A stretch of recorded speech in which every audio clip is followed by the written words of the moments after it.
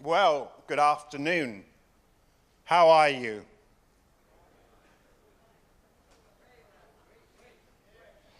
In the last 4 decades that I have been studying the future and the trends that shape the future, I have come to 2 important conclusions.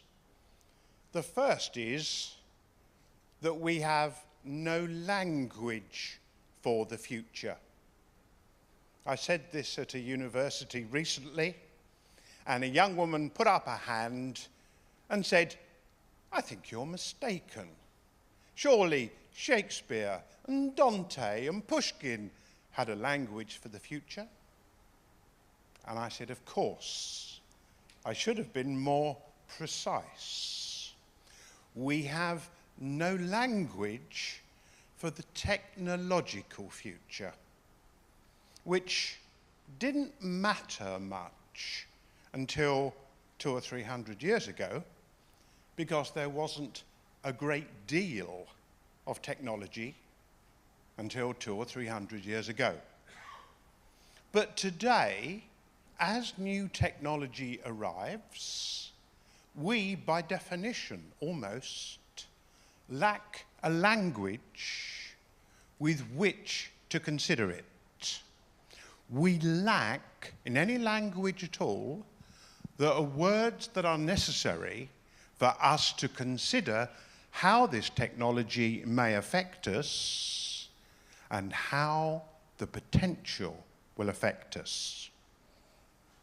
The second thing I've learned over the last 4 decades is that we are intensely virtual creatures. And I am impressed by the design of this conference, because I could not have had a better preparation for my talk this afternoon than I've had in the 2 previous presentations from Luke and from Andrew. Winston Churchill said, "The further we look into the past, the further we can see into the future." So in an attempt to look into our distant future, I'm going to go back in time this afternoon, a very long way. In fact, I'm going back 1,000,000 years. I'm going back to the time when our ancestors, the forerunners of Homo sapiens, began to do something very strange. They began to stand upright. This process took hundreds and hundreds of thousands of years. And we don't really know why certain groups of hominids began to walk on 2 feet.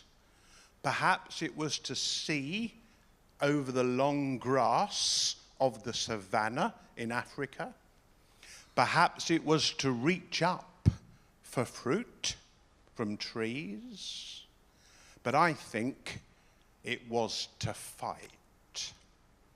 I think it was to hold weapons.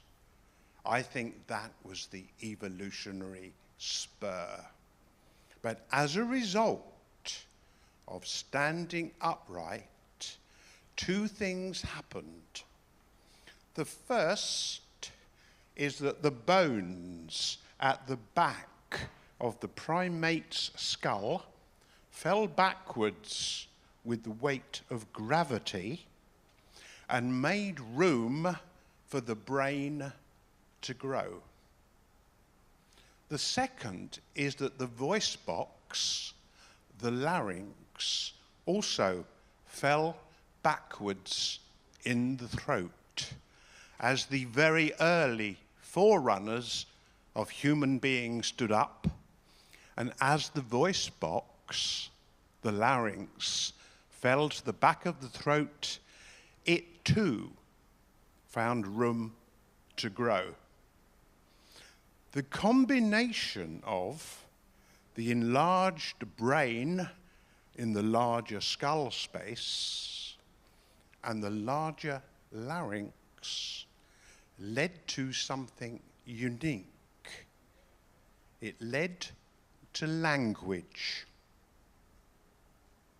It led to our forerunners beginning to identify each other and the objects around them by arbitrary sounds. Now, I suggest that all language is virtual. And I'm using the word virtual in its original meaning, from the Latin word virtualis, which means something that has power or efficacy without having a physical presence. That is the concept of virtual. So when in a tribe, in a group somewhere, a group invented a sound for the ground, the earth, or the sky, or for Pierre, or for Alain, or for Raymond, those arbitrary sounds were given their meaning within the group. Each of those sounds is, of course, just arbitrary. And as we know, there have been millions and millions of separate languages which have come and gone over the years.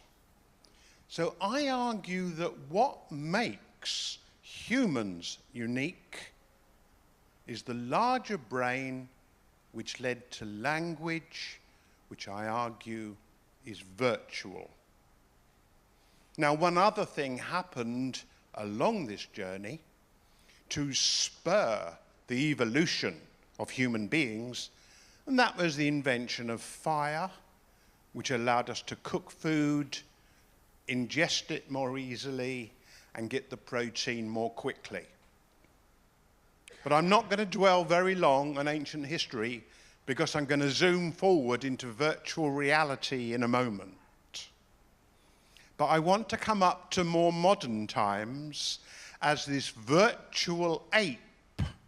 The early humans with their language learned more, and eventually, after coming out of Africa, created the agricultural revolution in the Middle East, specifically in the land that used to be called Mesopotamia or Babylon, today's Iraq, or as the Americans say, Iraq.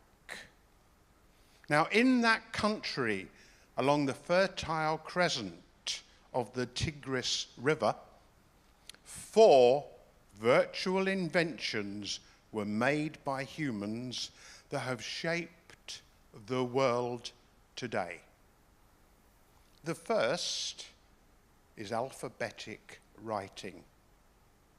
There had been before that ideograms, graphic pictures and descriptions, but somewhere about 5,000 years ago in Mesopotamia, because of the time allowed for thinking that came out of the comfort of the agricultural revolution, we learned how to create individual alphabetic characters which we could manipulate to form words, then grammar, then sentences, paragraphs, and so on.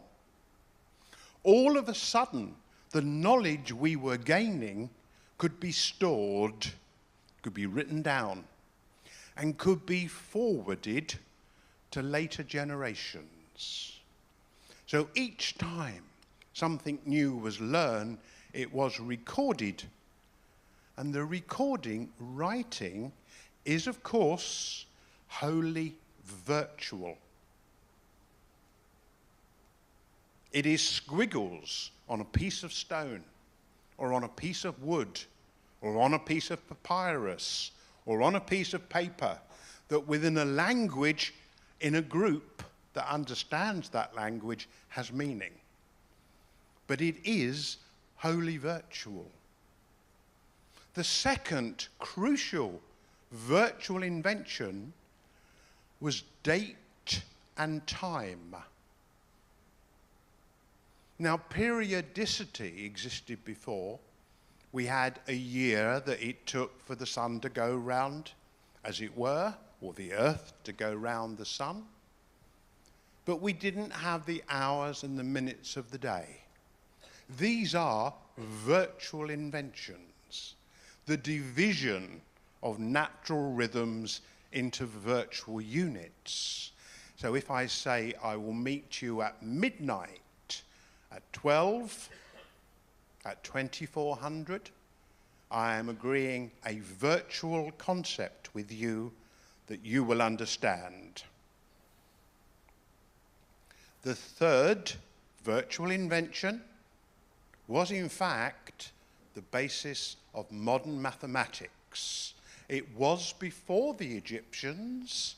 We have the proof that it began in Mesopotamia, in this wonderful fertile valley 5,000 years ago. Because mathematics, as many of you here will know, is the most elegant way to describe and to measure the world. But it hadn't existed before. The observation and measurement of mathematics is a human, virtual creation. The objects we measure may not be virtual. It is our measuring that is virtual. And the fourth key virtual invention is indirectly the one that brings all of us here today. It is the one that shapes the modern world, and it is the foundation of our society. The fourth virtual invention is money. Money doesn't exist. Value exists. If somebody offers me food, food has value. If somebody offers me water, water has value. If somebody offers me clothing, warmth, it has value. Shelter, somewhere to live, to shelter, has value. Energy has value, and a limited amount of travel has some value. Beyond that, every other value is virtual, created by our society.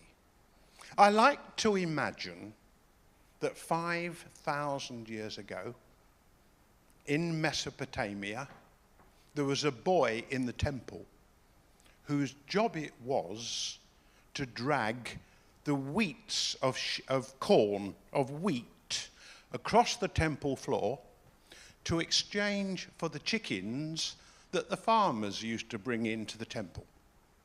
And one day he got fed up with dragging the corn across the floor, and he had a bright idea.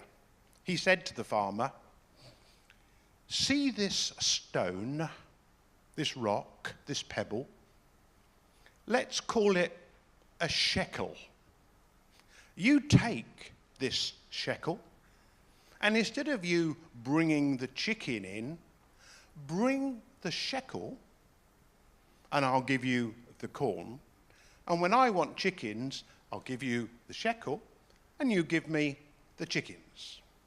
Now, of course, the farmer to whom he said this went outside to his friends and said, "You see that idiot boy in the temple?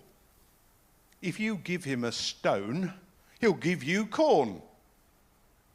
But the concept of embodying the notion of value in a stone was born. All forms of money, including, by the way, gold and silver, all forms of money are virtual. We give value to money by agreeing that a euro or a pound or a dollar has value. If suddenly you stopped believing that the euro I was about to hand you had value, you wouldn't take it. You believe it has value because somebody else believes it has value, and most people believe it has value. But money is wholly virtual. And the giant indebtedness of the globe today, where we have a nation like the United States, which owes, ready for this, $15 trillion, that money actually doesn't exist.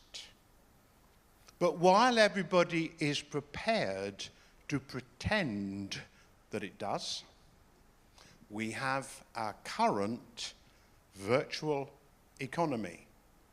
And as I will argue in a moment, virtual is as real as physical. So the answer is that actually it does exist, although it is virtual. But there is no value in those binary ones and zeros that sit on the bank's hard disks in the cloud. They are just ones and zeros. Now, looking back into history, I need to start looking forward. Let's come up to the modern date. After the Mesopotamians did all this wonderful work with virtual inventions, we had a long quiet period until the Renaissance. In the 14th century, we got printing and books. And you may not think books are very virtual, but of course they are wholly virtual. They are just impressions and squiggles on a piece of paper, bound together, that we give meaning to by our common understanding of French or of English or of Persian or of whatever language we speak and read.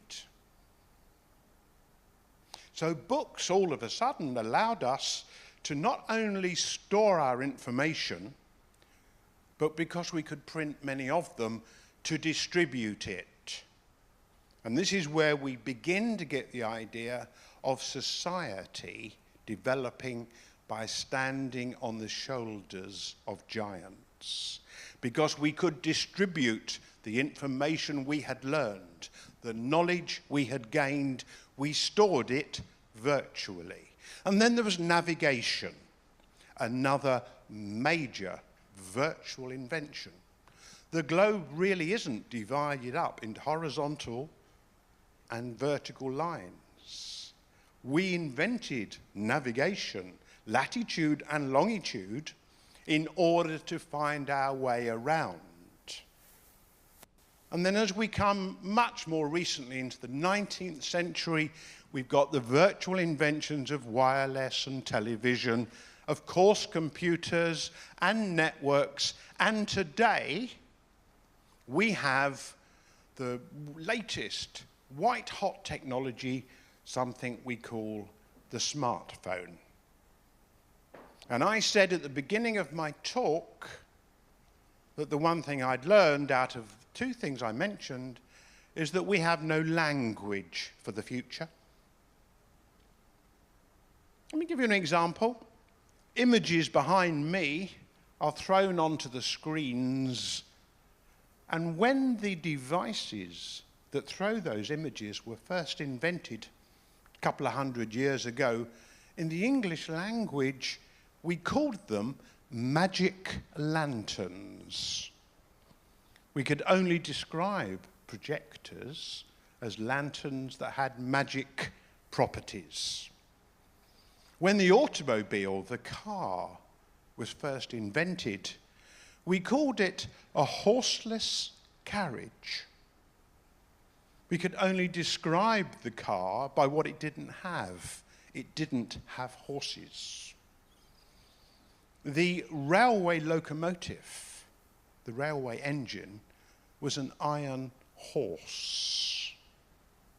Aeroplane was a flying machine. Movies were talking pictures. Refrigerators were ice boxes. You begin to get my point. So now we have smartphones. And I have to tell you that the phrase smartphone is as helpful to us understanding the future as the phrase horseless carriage was to understanding the future of the automobile. So if I hear you talk about driverless cars, please don't. So I am arguing that we are, in all the ways that matter, virtual creatures. The element that separates us from the other biological creatures on this planet is our brain and the virtual projections that come from it, and the way it receives and interprets information. We had this wonderful demo of virtual reality an hour ago on this stage. And I was struck by how old-fashioned it seemed. I imagined looking back on that in 10 years' time and smiling at this ridiculous headset and the ridiculous wands that people used to hold in their hands. Because 10 years from now, our electronic contact lenses will give us the projection in front of our eyes, and our in-ear ambient sound buds will give us all the sounds, and our smart rings will give us all the hand movements and connection and the smart input we need. But I suggest that as virtual creatures, virtual reality, immersive virtual reality, with all of the other subsets like augmented reality and mixed reality, will become a natural habitat for we virtual creatures. Now, I don't mean today's virtual reality, because if any of you have tried that sort of virtual reality, as I have for very long, you know why I describe it as vomit reality.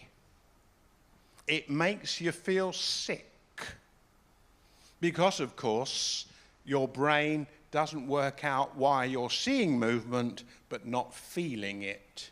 There is a disconnect. This is being solved. Very soon, we will not have nausea as a side symptom of virtual reality, and we won't have clunky headsets. But it will take time. But I am certain that in the future, we will spend more and more and more time in immersive virtual reality. And the reason I'm so sure is that I think we are already spend our lives in immersive virtual reality. We are the virtual ape. For example, there is no color in the world. As you look around you and you see the blue lights, the white ceiling and the brown floor, It is your brain that is adding the colours to those wavelengths. There is no colour out there, just various wavelengths of grey. And for evolutionary reasons, millions and millions of years ago, our forerunners' brains added the colour green to grass and red to fire and blue to sky and water. For evolutionary survival reasons, it was safer for us to identify them through their colour. There is no sound out there, only vibrations through the air. We create and interpret sound from those vibrations. I could go on, but you begin to understand my thesis. When you choose to, perhaps this very moment, you may go online and establish for yourselves the scientific truth behind such apparently ridiculous assertions as there is no colour in the world. Because trust me, scientifically, there is not. And that applies to all of our senses. So you begin to see why I'm suggesting that we already live within our own form of virtual reality. And therefore, as artificial virtual reality improves, as it becomes more powerful, as it begins to become totally multi-sensory, and by the way, I think there is a reason that we'll have both taste and smell, as well as touch, heat and cold, and all the other things, so I suggest VR will become indistinguishable from what is our interior world. The difference is that because VR is artificial, we will be able to control it. So we can choose whether we're on a beach, whether we're skiing, whether we're eating, whether we're having sex, making love, whether we're working. But it won't seem different to our lives outside of VR. And I suggest that it will become totally and absolutely addictive. It will be like being ourselves, but more so and under more control. Is this a good thing? Well, that is one of those grumpy old person questions that Andrew talked about earlier, because it is going to happen. But we are going to have so many other amazing things happen in the next 20 years that VR will be competing with all sorts of stuff. Artificial intelligence is going to be competing with robots which are astonishing.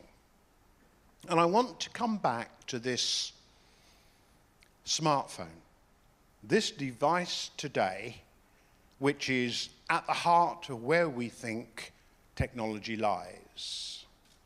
And I want to suggest where it will be in the future. And to do so, I have to make a confession. And the confession today is that I am a visitor from the year 2030. And I have come back to the UT Conference 2016 to just give you a glimpse of life in 14 or 15 years' time. Now, back then in 2016, I had a smartphone in my pocket, and I had a very stupid software assistant in my smartphone.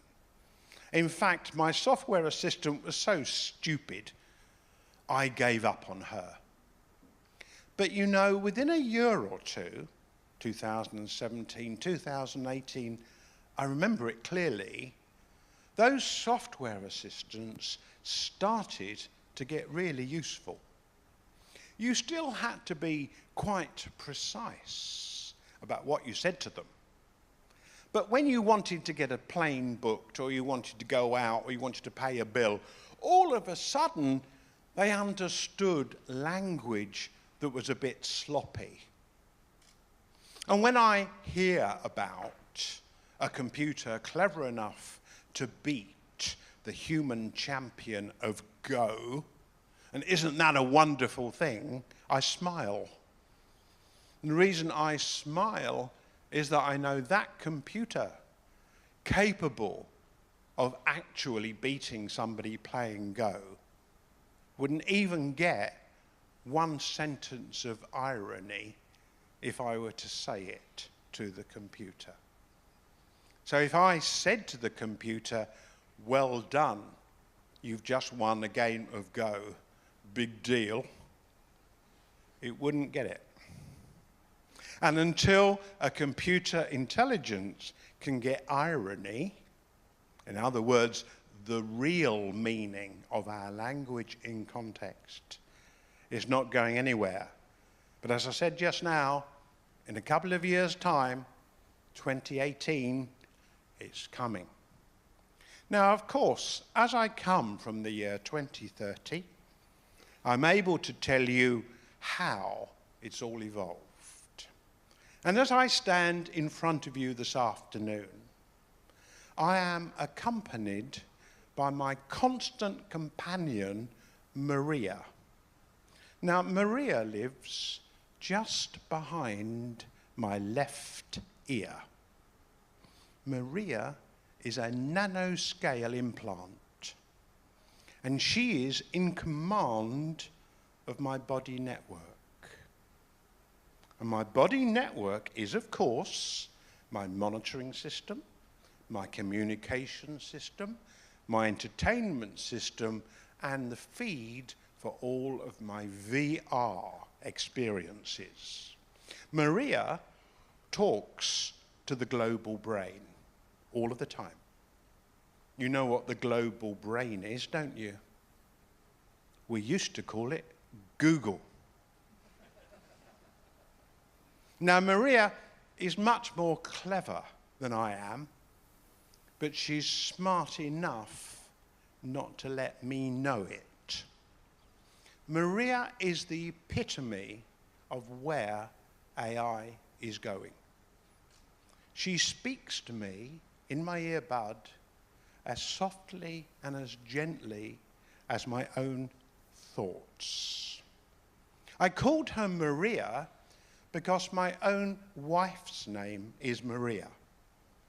And I found myself talking to this Maria so much that I didn't want to have any small misunderstandings if I were to say Maria in my sleep. Now let's bring it back to today. We are at the beginning of the most incredible period I've ever witnessed. And I have been looking at computer technology and its effect on society since 1975. Throughout that time, it has been accelerating exponentially, and today we are getting to the point where it is becoming phenomenal. I wish, for example, I could spend a similar period on the prognosis for medicine that I've just spent on virtual reality. But that belongs to another day and another talk. Sufficient to say that virtual reality is the future, but is it different to the virtual reality in our own minds? Thank you for listening. Thank you.